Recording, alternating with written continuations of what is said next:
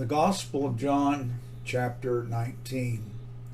Then Pilate therefore took Jesus and scourged him.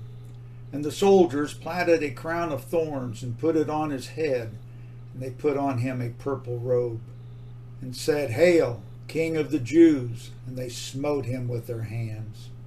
Pilate therefore went forth again, and saith unto him, Behold, I bring him forth to you, that ye may know that I find no fault in him. Then came Jesus forth, wearing the crown of thorns and the purple robe. And Pilate saith unto them, Behold the man. When the chief priests therefore and officers saw him, they cried out, saying, Crucify him! Crucify him! Pilate saith unto them, Take ye him and crucify him, for I find no fault in him. The Jews answered him, We have a law, and by our law he ought to die, because he made himself the Son of God. When Pilate therefore heard that saying, he was the more afraid, and went again into the judgment hall, and saith unto Jesus, Whence art thou? But Jesus gave him no answer. Then saith Pilate unto him, Speakest thou not unto me? Knowest thou not that I have power to crucify thee, and have power to release thee? Jesus answered, Thou couldst have no power at all against me, except it were given thee from above. Therefore he that delivered me unto thee hath the greater sin. And from thenceforth Pilate sought to release him. But the Jews cried out, saying, If thou let this man go, thou art not Caesar's friend. Whosoever maketh himself a king speaketh against Caesar.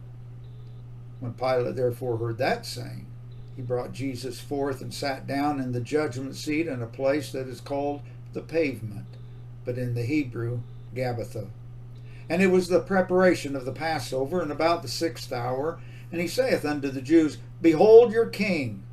But they cried out, Away with him! Away with him! Crucify him! Pilate saith unto them, Shall I crucify your king? The chief priests answered, We have no king but Caesar. Then delivered he him therefore unto them to be crucified.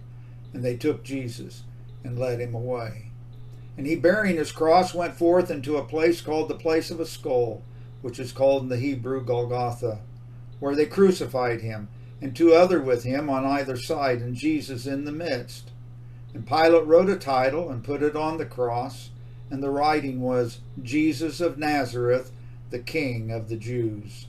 This title then read many of the Jews, for the place where Jesus was crucified was nigh to the city, and it was written in Hebrew and Greek and Latin. Then said the chief priests of the Jews to Pilate, Write not the King of the Jews, but that he said, I am King of the Jews. Pilate answered, What I have written, I have written. Then the soldiers, when they had crucified Jesus, took his garments and made 4 parts, to every soldier a part, and also his coat.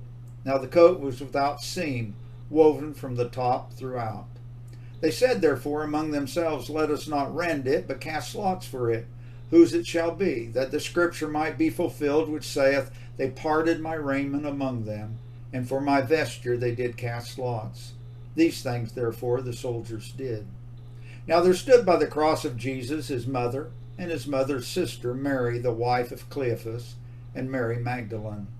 When Jesus therefore saw his mother, and the disciple standing by, whom he loved, he saith unto his mother, Woman, behold thy son. Then saith he to the disciple, Behold thy mother. And from that hour that disciple took her unto his own home. After this, Jesus, knowing that all things were now accomplished, that the scripture might be fulfilled, saith, I thirst. Now there was set a vessel full of vinegar, and they filled a sponge with vinegar, and put it upon hyssop, and put it to his mouth. When Jesus therefore had received the vinegar, he said, It is finished. And he bowed his head and gave up the ghost. The Jews therefore, because it was the preparation that the body should not remain upon the cross on the Sabbath day, for that Sabbath day was an high day, besought Pilate that their legs might be broken, and that they might be taken away. Then came the soldiers, and brake the legs of the first, and of the other which was crucified with him. But when they came to Jesus, and saw that he was dead already, they brake not his legs. But one of the soldiers with a spear pierced his side, and forthwith came there out blood and water. And he that saw it bare record, and his record is true, and he knoweth that he saith true, that ye might believe.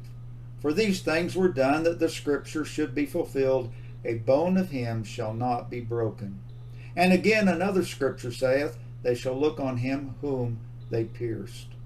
And after this, Joseph of Arimathea, being a disciple of Jesus, but secretly for fear of the Jews, besought Pilate that he might take away the body of Jesus, and Pilate gave him leave. He came therefore and took the body of Jesus. And there came also Nicodemus, which at the first came to Jesus by night, and brought a mixture of myrrh and aloes, about 100 pound weight. Then took they the body of Jesus, and wound it in linen cloths with the spices, as the manner of the Jews is to bury. Now in the place where he was crucified there was a garden, and in the garden a new sepulchre, wherein was never man yet laid. There laid they Jesus, therefore, because of the Jews' preparation day, for the sepulchre was nigh at hand.